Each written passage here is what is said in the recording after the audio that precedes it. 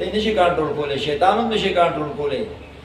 نو خيار سړي دا عادت چې کړه یو ځای کې سپې دی غاپی تا پسې، نو ته به دا سپې مالک ته आवाज وکړي چې دا سپې زمانه وساته، نو کېدای شي چې هغه سپې تا نه هغه مالک راونیسي او ته د هغه د شر نه محفوظ پاتې شي. نو زمونږ ستاسو غټ دشمن هغه نفس او شیطان دی، نو موږ په هغې باندې کمزور یو. نو موږ به الله ته سوال کوو چې یا الله د دغه دوو دشمنانو د الله موږ محفوظ کړي. نو کېدای شي الله پاک د هغوی په د الله پاک په امداد باندې موږ د هغه دوو شیطانانو د سازش نه د وسوسو نه الله بچ کړي، او چې د هغې نه بچ شو نو بیا به انشاءالله لړ به الله برابري او د بدعملۍ نه د بېدینۍ به الله تعالی موږ تاسو وساتي.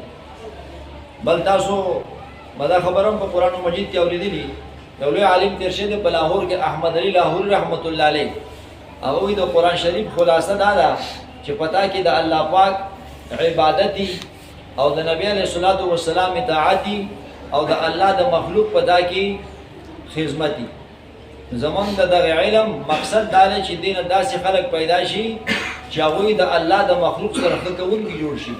د دې وجې نه موږ ته علما وایي چې په هغه سپي به ګزار نه کوي چې کوم سپی ځانه په لارې باندې روان دی او تا ته غاب وي نه او تا ته نقصان نه رسوي او ځان ځین ته په هغه باندې ګزار نه کوي. نو لہذا چې کله په انسان کې دغه حدیث او دغه قرآن په موضوع کې راغلی، دغه د لاس نه به شر نه خورېږي، دغه د ژبې نه به شر نه خورېږي، هغه به د معاشرې دپاره الله پاک سبب د خیر ګرځوي. دویم بله خبره مې ځان ته لیکله چې موږ په دې ملک کې د امن و امان شوقیان یو، د امن و امان غرضیان یو.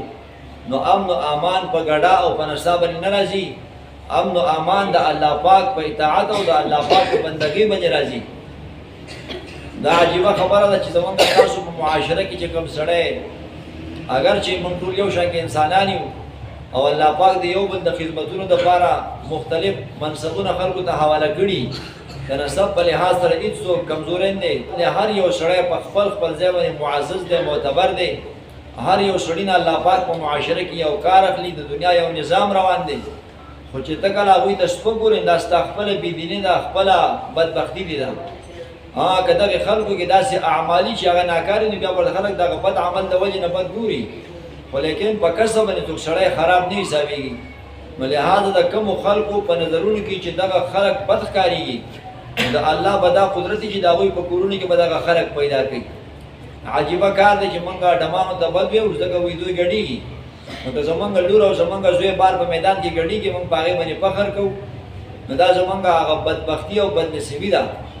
او دویم د امن و امان دپاره موږ د الله په دربار کې سوال کوو، منت کوو، الله ته به چغې وباسو.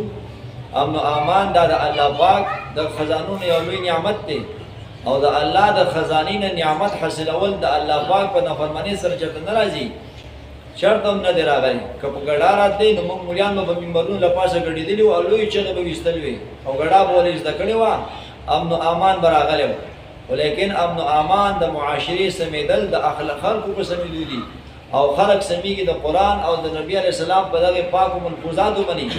نو که دا زمونږ ستاسو ژوند کې و نو موږ نه به خیر خورېږي، او که دا زمونږ ستاسو ژوند کې نه و نو همیشه دپاره او پریشانو کې مبتلا یو. الله پاک دې د هغه پریشانو نه موږ تاسو محفوظ وساتي.